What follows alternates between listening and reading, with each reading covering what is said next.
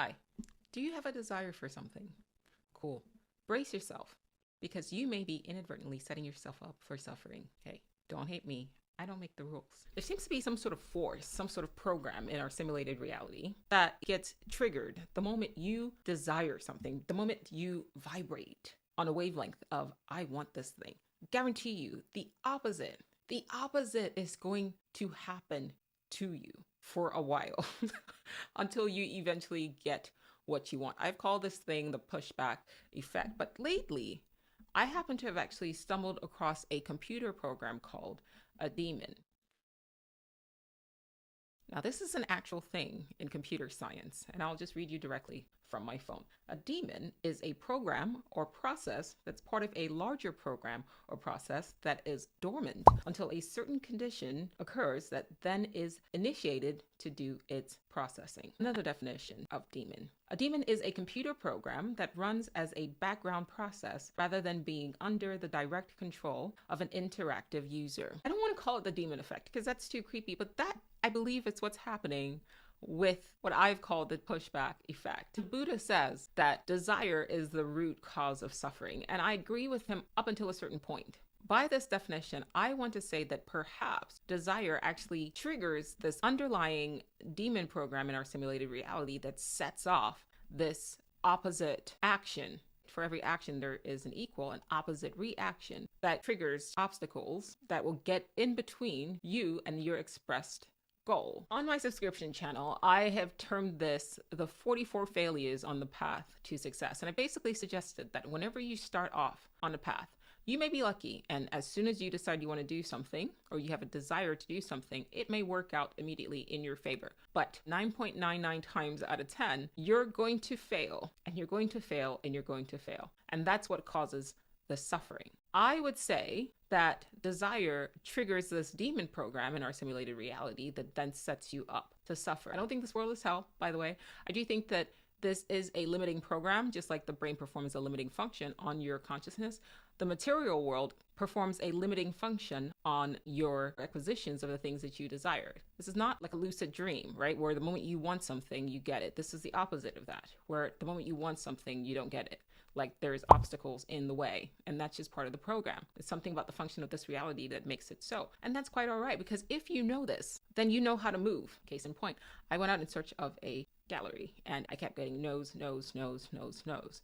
I thought I found somebody. It was the first yes I got. I was like, this is fun. This is cool. And everything seemed like it was working out. But there was something in the back of my mind that was like, there's 44 failures on the path to success. Usually the first yes is not a yes. And sure enough, within the last few days, everything kind of fell apart. But did I get upset about it? Did I suffer? No, because like I have kind of been aware of it. It is the reason why I often say that I don't really hold on for hope. What's the point of hoping? You're gaslighting yourself, for lack of a better word. And it sounds bad. People don't like me saying that. Like, well, why don't you hope for things? I don't hope for things because there's a reason why hope was in Pandora's box of evils. I just set out to achieve something, and then that's it. I don't control a lot. I just keep plugging at the thing regardless of what happens. And that I understand that I may not get what it is that I have a desire for. Going into a situation with that, you don't really need hope for that. You just go, this is the thing that I want to do.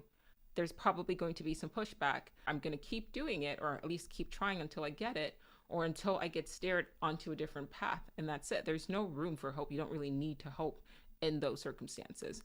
But that's another video, another conversation. I want you to keep this in mind. The next time you're sort of battling through something, to understand that perhaps there is something that inadvertently gets triggered once you desire something. Now, the Buddha's solution to that is to just not desire anything, is to sit under the Bodhi tree and meditate and wait for the universe to just hand you. I am not a Buddha, and I have to exist in this reality, in this world. I can't sit on the tree and wait for people to give things to me, but I can still operate with that same sense of understanding that if I desire something, suffering's going to come with it. But the suffering is a choice. The suffering comes in when I begin to sort of hold out hope for something that if I just want it really bad, it's going to happen. Just do the thing, right? Just do the thing and understand that there will be pushback. And then just keep doing the thing so that when the pushback occurs, when the 44 failures occur, you just kind of roll through it. It's like a hit that you just know that you're going to have to get through. and you just get through it. You're not going through the emotional, like, oh no, this doesn't happen, or getting your hopes up only to get kicked in the stomach. You just understand that I have a desire for something. I've just triggered this demon program, ironic name, and then I'm just going to keep pushing at it. And there's a no, and there's a no. It's literally programmed in. In the Dark Oracle's Guide to the Multiverse podcast, I started the first episode of the podcast saying this, that the greatest trick that AI ever pulled is convincing us that AI doesn't already run our reality. There seems to be some sort of a mechanistic and very simple, rudimentary almost intelligence that controls our reality. And if you pay attention, you can start to see the program that it executes. It's very simple. I kind of want to just bring this to your attention to let you know that if you're going through something, 9 times out of 10, it's going to be a few no's. It's never a straight line between point A and point B. The world is set up to pop up obstacles for whatever reason. My theories in the past have been that, well, if we are God having a human experience, then part of having a human experience is that you can't just have it the moment you want it. Like, that's the function of this world. It's to sort of put obstacles for gods. That's why we're here.